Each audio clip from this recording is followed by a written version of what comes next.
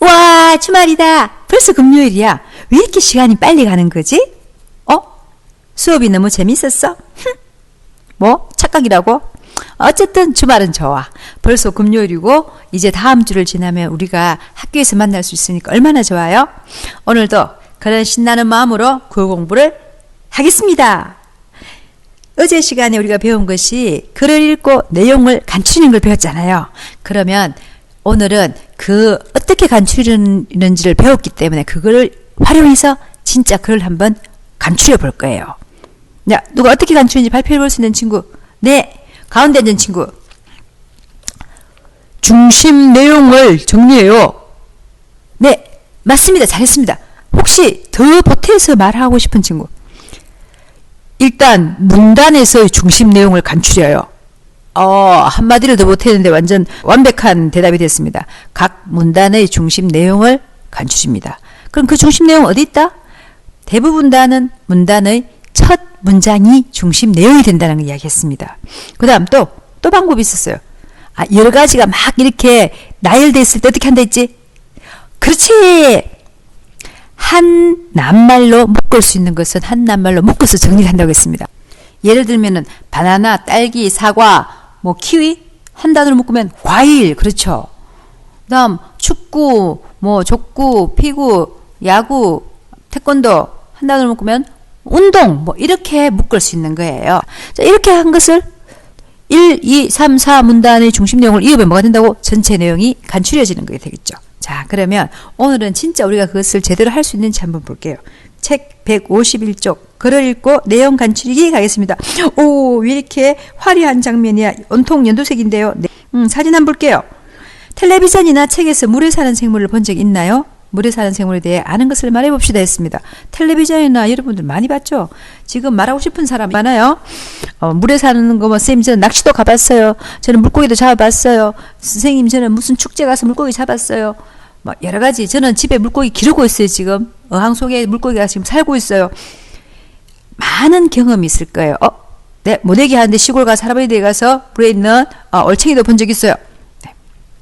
그러면 책에 있는 사진 한번 볼게요. 개구리밥 있어요. 이때까지 우리는 물에 사는 동물만 이야기했는데 개구리밥은 식물인데요. 네, 식물이에요. 물에 사는 식물도 있죠. 네. 그 다음 물벼룩. 선생님 저 이거 본 적이 없는데요. 완전 투명하네요. 신기해. 네. 눈으로는 잘 안 보이지만 이렇게 확대해서 보면은 물벼룩은 속에 있는 내장까지 다 보이죠. 귀엽기도 하다 조금은. 응? 그 다음 흰동가리. 진짜 귀엽죠. 너무 귀여워. 그죠? 이렇게 물고기도 있어요. 그 다음 물에서 이렇게 예쁜 꽃을 피우네요. 연꽃도 있습니다. 수련이나 연꽃 같은 꽃도 있죠. 불효옥잠 이야기한 친구 있었어요. 불효옥잠도 있습니다. 자, 이렇게 물에 사는 생물들에 대해서 이야기를 나눴는데요. 아무래도 이런 거 보니까 뒤에 나온 이야기는 뭔가 물에 사는 생물에 관한 것이 아닐까 하는 추측을 여러분 모두 했고 저도 했고 당연히 그런 내용이 나오겠죠. 넘기겠습니다. 짠! 152쪽. 이 중요한 내용을 생각하며 플랑크톤이란 을 읽어봅시다. 자, 여러분들은 플랑크톤이 뭔지 물에 사는 게 뭐가 있어 이것도 중요하지만 이번 시간에 여러분이 해야 될 수업의 목표가 뭐예요? 내가 이 글의 중심 내용을 알아서 글을 간추려 보는 거예요. 그러니까 중요한 내용을 생각하면서 읽자는 거예요. 문단은 다 나누어져 있습니다. 벌써 1, 2, 3, 4문단까지 나누어져 있네요. 그죠? 그러면 다 같이 읽으면서 여러분들이 중심 내용이 뭔지 줄을 치세요. 읽으면서 각 문단의 중심 내용에 줄을 치는 겁니다. 네, 선생님 읽을게요. 네. 같이 읽을까요? 플랑크톤이란 김종문. 첫 번째 문단. 우리가 아는 모든 생물에게 물은 생명을 유지하는 데 반드시 필요한 물질입니다.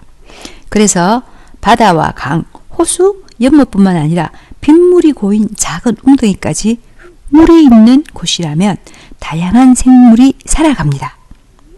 다만 어떤 종류의 생물이 사는지가 다를 뿐이지요. 첫 번째 문단이었습니다. 두 번째 문단. 빗물이 고인 작은 병 속에는 아무 생물도 없다고요? 혹시 너무 작아서 안 보이는 건 아닐까요? 맨눈으로도 볼 수 없는 맨눈으로는 볼 수 없는 작은 생물까지 포함하면 자연적인 상태의 물에 있는 곳에는 어떤 형태로든 생물이 산다고 보아도 좋을 것입니다. 세 번째 문단 가겠습니다. 물에 사는 생물들은 살아가는 모습에 따라서 크게 세 가지로 나뉩니다. 바닥 생활을 하는 생물, 헤엄을 치는 생물, 그리고 떠다니는 생물이 있습니다. 이 가운데 물에 둥둥 떠다니는 생물을 통틀어서 플랑크톤이라고 합니다. 네 번째 문단. 플랑크톤이라고 해서 모두 물에 가만히 떠 있기만 하는 것은 아니며 어떤 종류는 스스로 헤엄치기도 합니다. 그러나 운동 능력이 워낙 약해서 물의 흐름을 거슬러 이동할 수는 없습니다. 그러므로 물속에 사는 아주 작은 생물들은 모두 플랑크톤이라고 생각할 수 있습니다. 해파리처럼 제법 큰 생물이라도 물의 흐름을 거슬러 헤엄칠 수 없다면 모두 플랑크톤으로 분류합니다. 잘 읽었습니다. 자, 줄 쳐봤나요? 각 문단의 가장 중심이 되는 내용, 중요한 내용을 줄 쳐봤나요? 다 쳤을 거라고 생각하는데요. 그럼 다 같이 154쪽 한번 볼게요. 플랑크톤이라는 읽고 물음에 답해봅시다. 여러분들이 제대로 읽었나 물어보는 거예요. 빗물이 고인 작은 병 속에 아무 생물도 보이지 않는 까닭은 무엇인가요? 네. 아무것도 없었어. 에이, 잘 읽어놓고 일부러 그렇게 대답하기 없기. 일부러 쌤한테 엉뚱한 대답하기 없기. 자, 아무 생물도 없으면은 뭐 때문에 그렇다고 해서 그렇죠. 너무 작아서 맨눈으로 볼 수 없는 작은 생물이라서 아마 없다고 생각할 거라고 했습니다. 그죠? 자, 2번. 물에 사는 생물들은 어떻게 나눌 수 있나요? 다 같이 한번 나눠 볼까요? 몇 문단, 몇째 문단이 그게 나오죠? 자, 세 번째 문단에 나온다는 거 다 같이 알았습니다. 첫 번째, 바닥을 생활하는 생물. 두 번째, 헤엄치는 생물. 세 번째, 떠다니는 생물. 이 세 가지가 있다고 했습니다. 다들 적었나요? 물에 사는 생물은 어떻게 나눌 수 있다고요? 바닥에 생활하는 생물, 그 다음 헤엄치는 생물. 우리는 주로 이제 헤엄치는 것을 물속에 사는 생물이라고 많이 생각하죠. 물고기들이 헤엄쳐 다니니까. 그 다음 세 번째, 떠다니는 생물. 이렇게 세 가지로 나눌 수 있다고 했습니다. 잘 적었을 거라고 생각합니다. 3번, 해파리처럼 큰 생물도 플랑크톤으로 분류하는 까닭은 무엇인가요?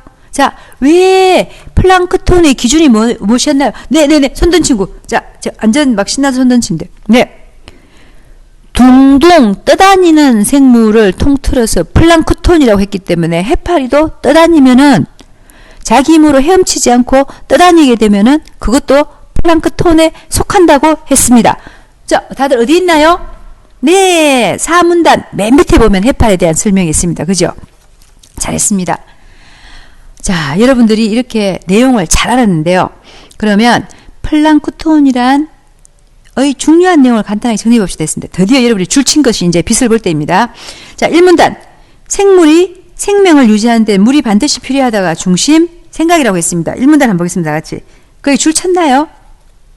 우리가 아는 모든 생물에게 물은 생명을 유지하는 데 반드시 필요한 물질입니다.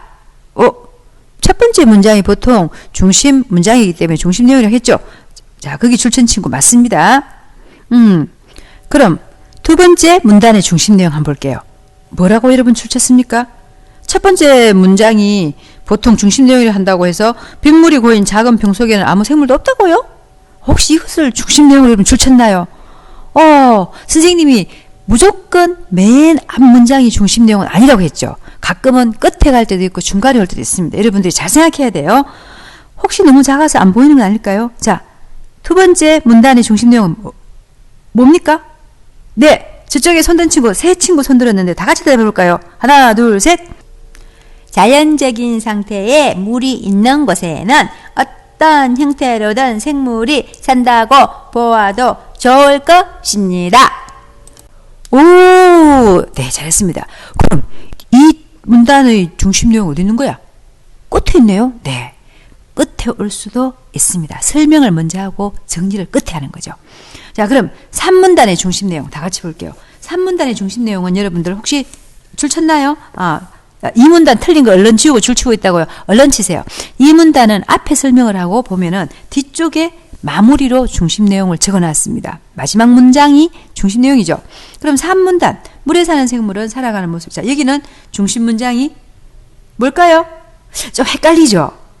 세 가지로 나뉩니다. 이게 중심 내용 문장 같아요. 또 근데 이 글의 제목을 생각해 보세요. 이 글의 제목을 생각하면 중심 문장이 뭘까요? 그렇죠. 이 가운데 물에 둥둥 떠다니는 생물을 통틀어서 플랑크톤이라고 합니다. 얘기를 줄쳐야지. 맞습니다. 이게 중심 내용이에요. 이게 중심 문장이에요. 오, 선생님, 이분은 글을 쓰는데 중심 문장을 뒤에 쓰는 걸 좋아하는 것 같아요. 네, 그거는 쓰는 사람 자기 마음입니다. 중심되는 내용을 1문단처럼 맨 앞에 쓰고 설명을 할 수도 있고요. 2, 3문단처럼 많이 설명을 하고 정리를 뒤에서 중심되는 문장을 뒤에 쓸 수도 있습니다. 그럼 4문단 어떨까요? 한번 가봅시다. 자, 누가 대답해 볼까요? 눈치맨 등장했습니다. 자, 눈치껏 가만히 봤더니 2문단도 3문단도 중심되는 내용이 뒤에 있었잖아. 그러면 아마 4문단도 뒤에 있을 거야. 그러니까 아무래도 이 4문단의 중심 내용은 해파리처럼 제법 큰 생물이라도 물의 흐름을 거슬러 헤엄칠 수 없다면 모두 플랑크톤으로 분류합니다. 이거 같아. 오, 네. 이렇게 눈치껏 해도 맞게 했네요. 3문단에서 보면 물에서 둥둥 떠다니는 거는 플랑크톤이라 했잖아요. 근데 플랑크톤이라도 4문단에 보면은 가만히 있는 건 아니다. 헤엄을 친다. 그렇지만 물의 힘을 거스를 수가 없는, 그러니까 헤엄을 자기가 조금 움직이긴 할 수 있지만 물의 흐름을 거슬러서 이동할 수는 없던 거예요. 그러니까 물속에 있는 아주 작은 생물들은 거의 다 물의 흐름에 떠다니거든요. 근데 해파리처럼 큰 거라고 해도 물의 흐름을 거슬러서 헤엄칠 수 없다면 모두 플랑크톤으로 분류한다고 했습니다. 그러니까 이 문단의 중심 내용은 제법 큰 생물이라도 물의 흐름을 거슬러 헤엄칠 수 없다면 플랑크톤이다가 중심 내용이 되겠습니다. 자, 그래서 이 중심 내용 역시 맨 끝에 문장에 와 있습니다. 오, 선생님, 뭐 어제까지만 해도 보통 중심 내용은 앞에 맨 문단에 맨 앞에 있다고 엄청 시게 이야기했는데 이건 전부 다 뒤에 있는 1문단 빼고 네, 뒤에 있을 수도 있다고 했습니다. 근데 일반적으로 앞에 있는 경우가 훨씬 더 많습니다. 자, 그래서 스스로 헤엄을 칠 수 없으면 모두 다 플랑크톤입니다. 그죠? 선생님, 저 질문이 있어요. 야, 네가 질문하면 선생님 또 약간 걱정되는데 너 장난치려고 그러지? 아니에요. 자, 그럼 말해보세요. 선생님, 제가 만약에 그럼요 바닷물에 누워서 수영하지 않고 가만히 누워서 둥둥둥 떠가면 저는 플랑크톤이 되는 건가요? 나 이럴 줄 알았어. 너 또 하긴 뭐 재밌는 생각은 재밌는 생각입니다. 항상 엉뚱해요. 플랑크톤이 되진 않고 사람이죠. 왜냐하면 플랑크톤은 스스로 움직여서 바닷물을 이겨낼 수 없는 경우잖아요. 근데 사람은 헤엄치면은 바닷물을 이겨낼 수 있잖아요. 거스를 수 있잖아요. 그래서 우리는 가만히 누워서 아무리 동동 떠 있어도 플랑크톤은 되지 않는다고 생각합니다. 자, 공부해요. 그러면 여러분들이 책 154쪽 넘겨서 플랑크톤이라는 읽고 물음에 답해 봅시다 했는데요. 4번 플랑크톤이라는 중요한 내용을 한번 적어볼게요. 그럼 여러분 다 적었어요. 벌써 선생님이랑 같이 했으니까. 그래도 한번 확인하고 갈게요. 1문단 생물이 생명을 유지하는 데는 물이 반드시 필요하다는 첫 번째 문장이 중심 내용이었습니다. 그죠? 그럼 두 번째 문단은 물이 있는 곳에는 어떤 형태로든 생물이 산다고 봐도 좋다. 자, 요게 바로 두 번째 문단의 뒤쪽에 있는, 맨 뒤에 있는 문장이었는데요. 중심 내용입니다. 세 번째, 물에 둥둥 떠다니는 것은 생물을 플랑크톤이라고 한다. 큰 생물이라도 물의 흐름을 거슬러 헤엄칠 수 없다면 플랑크톤이다가 4문단의 이야기입니다. 그래서 결국 플랑크톤이란 뭘 플랑크톤 한다고요? 물을 거슬러서 스스로 움직일 수 없으면 모두 다가 플랑크톤이라는 결론을 내릴 수 있습니다. 자, 5번 갈게요. 이어주는 말을 사용해서 플랑크톤이라는 전체 내용을 간추려서 봅시다. 자, 이제는 아까 4번에 했던 것을 쭉 읽으면 돼요. 쉽죠? 하나도 안 어렵습니다. 생물이 생명을 유지하는데 물은 반드시 필요합니다. 첫 번째 문단을 이야기했어요. 그래서 물이 있는 곳에는 생물이 산다고 할 수 있습니다. 했습니다. 그죠? 자, 두 번째 문단까지 붙여서 쳤어요. 그러니까 여러분들은 뒤에 있는 것만 적으면 되겠네요. 뒤에 뭐였어요? 물에 둥둥 떠다니는 생물을 플랑크톤이라고 합니다. 스스로 헤엄칠 수 없는 큰 생물은 물의 흐름을 거슬러 헤엄칠 수 없다면은 플랑크톤입니다라고 정리하면 되겠죠. 간추린 내용을 읽어보면 생물이 생명을 유지하는데 물은 반드시 필요합니다. 그래서 물이 있는 곳에는 생물이 산다고 할 수 있습니다. 이 가운데 물에 둥둥 떠다니는 생물은 플랑크톤이라고 합니다. 스스로 헤엄칠 수 있는 큰 생물이라도 물의 흐름을 거슬러 헤엄칠 수 없다면 플랑크톤입니다. 라고 정리하면 되겠죠. 자, 정리 너무 쉽죠? 앞에 있는 1번, 2번, 3번, 4번, 4번에 있는 것을 쭈루룩 이으면 우리가 배웠죠. 전체 내용 정리하는 방법. 중심 내용을 쓰고 그것을 이으면 전체 내용을 간추려지면 됐습니다. 이렇게 간추렸습니다. 그럼 6번 볼게요. 정보를 전달하는 글 가운데서 읽고 싶은 내용의 까닭을 생각해 봅시다 했습니다. 자, 여러분 여자친구들이 남자친구들 모여서 얘기하는데요. 난 자동차에 관심이 많아. 자동차 역사를 설명한 책을 읽을 거야. 여자친구는 자동차에 관심이 많다네요. 그럴 수도 있지 뭐. 인터넷에서 인도의 전통 의상을 보고 다른 나라의 전통 의상도 궁금해졌어. 전통 의상을 설명하는 책을 찾아봐야지. 엄청 화려하고 막 번쩍번쩍 하거든, 인도 의상은. 남자친구인데도 의상에 관심이 생겼어요. 그다음 여자친구, 난 키가 더 컸으면 좋겠어. 키가 크는데 도움이 되는 음식을 알아볼 거야. 여러분 모두 다 관심 있죠? 그럼 남자친구 말주머니가 비어있어요. 이건 뭐다? 그렇죠. 여러분들의 관심사를 적어보는 거예요. 난 이런 걸 한번 찾아서 알아보고 싶어 하는 것을 적어보세요. 예를 달라고요. 여러분들 맨날 쌤한테 떼쓰죠 이렇게. 야, 난 요즘 음식에 관한 관심이 엄청 많이 생겼어. 그래서 우리나라 전통 음식에 대해서 좀 알아보고 싶어. 그래? 야, 나도 음식에 대해 관심이 많았는데 요즘 나는 뭐 우리나라 전통 음식 말고 저기 멕시코 음식이 엄청 재밌어졌어. 그 음식에 대해서 한번 알아보고 싶어. 자, 음식에 대해서 알아보고 싶은 친구도 있네요. 이렇게 여러분들이 자기 생각을, 아니면 나는 요즘 강아지를 키우는데 강아지에 대해서 알고 싶은 게 너무 많아졌어. 쓸 수 있습니다. 그죠? 이렇게 새로운 사실을 알게 해주는 글을 정보를 전달하는 글이라고 합니다. 밑에 지우개 박사님이 이야기하죠. 사실 선생님은 해파리가 플랑크톤이라는 것을 이걸 읽고 처음 알았어요. 나 선생님도 몰랐던 거예요. 이렇게 우리는 자기가 궁금한 것 아니면 알고 싶은 것을 정보를 전달해주는 책을 통해서 알아볼 수 있습니다. 여러분들도 한번 책을 네? 선생님 국어쌤에 대해서 한번 알아보고 싶다고요? 헐 띠러리. 갈수록 여러분들의 재치와 엉뚱함과 장난이 마음에 듭니다. 자, 내일 봐요. 얼른 마치겠습니다. 안녕. 잠깐 얘들아. 선생님이 맨날 지우개 박사님이라고 부르던 그 박사님이 사실은 지우개가 아니고 책이었어요. 너무 죄송해요, 책 박사님. 3학년 친구 중에서 누군가가 이것을 선생님한테 알려줬어요. 고맙습니다. 여러분 역시 똑똑합니다. 선생님이 지우개라고 처음부터 생각하고 있었기 때문에 자세히 볼 생각을 하지 않아서 세상에 얼마나 억울했겠어요. 누가? 책 박사님이. 자기는 정보가 들어있는 멋진 책인데 선생님이 맨날 지우개라고 부르니까 책 박사님 앞으로는 제가 지우개 박사님이라 부르지 않고 꼭 책 박사님이라고 부르겠습니다. 그리고 선생님한테 제보를 해준 우리 3학년 친구 고마워요. 책 박사님 죄송합니다.